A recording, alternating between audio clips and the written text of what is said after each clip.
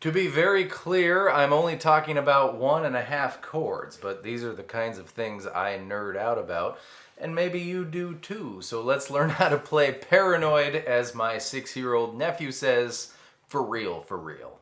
For the intro, and there's no disagreement in the universe here, you're going to start with your pointer finger on A12. You're going to strum your open E string and your A string, and your A string is going to hammer on from 12 to 14. That 12 is a grace note. It's a note that barely happens, so you're not going to spend much time there. You do that thrice. Then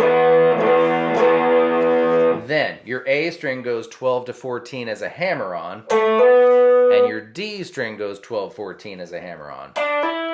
Followed by, again, 12 to 14 on the A string, but then it's 12 on the D string, 14 back on the A string, and that 14 on the A string is a hammer on. You're hammering on with such force that you can make that string make noise despite the fact that you didn't pluck that string to begin with. And the more gain you have going, the easier that's going to be for you. So A 12 to 14, D 12 to 14, A 12 to 14, D 12, A hammer on 14. And that is your intro.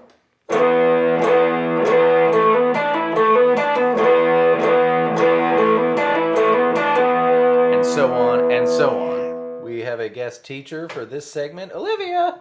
Oh gosh. Just kidding. Okay, so here's how most tabs teach you how to play the verse. It's going to be your power chord on the E string 12th fret, just two notes, just a dyad as it's called, the E12 and the A14. 1, 2, 3, 4, 5, 6, 7, 8. Down 2 frets. 1, 2, 3, 4. Then we're going to take our shape here and move it to the A and D strings for just one hit. Back from whence we came, and then back to the starting point. So, 1, 2, 3, 4, 5, 6, 7, 8. 1, 2, 3, 4. Have you noticed that it's a little clunky, especially at the intensity at which you're playing, to precisely pluck those A and D strings after you've been on the low strings the whole time? So let me show you what's really going on. If you watch the music video, it's very clear what Tommy Iommi's doing. He starts just how we said with the 2-note power chord. 1, 2, 3, 4, 5, 6, 7, 8. Down 2 frets for 1, 2, 3, 4. But here what happens is he leaves his pointer finger right here, but smushes it down so he gets that A string 10th fret as well. The ring finger moves down to the D string and smushes down to include the G string 12th fret as well. If you get that B string 12th fret sometimes, that's okay. That's the major third for our G chord here. And if you get that low E string 10th fret sometimes, that's okay too. That's the 5th in the bass that always lends kind of a muddy feel to things.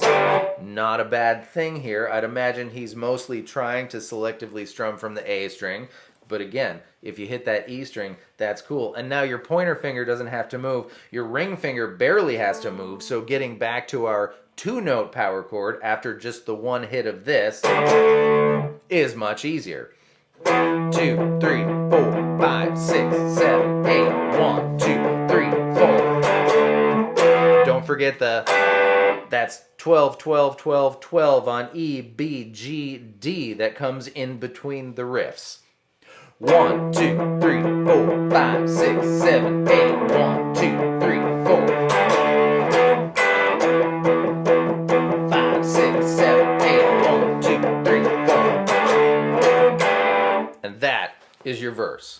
And here's the remaining half a chord with which I have a beef. Sometimes, and there's no real pattern to it, so you should do it whenever you want, when returning back to the 2-finger power chord from the big smushy chord, he'll include that G string 11th fret as well, which gives us this little line in that 2-chord progression. Really widens the soundscape there and adds a lot, in my opinion. So, 1, 2, 3, 4, 5, 6, 7, 8. 1, 2, 3, 4.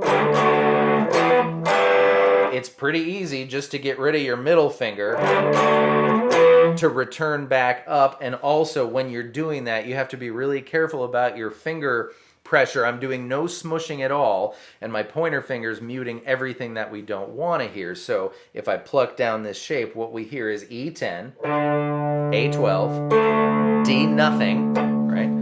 G11, B nothing, and E nothing. 1, 2,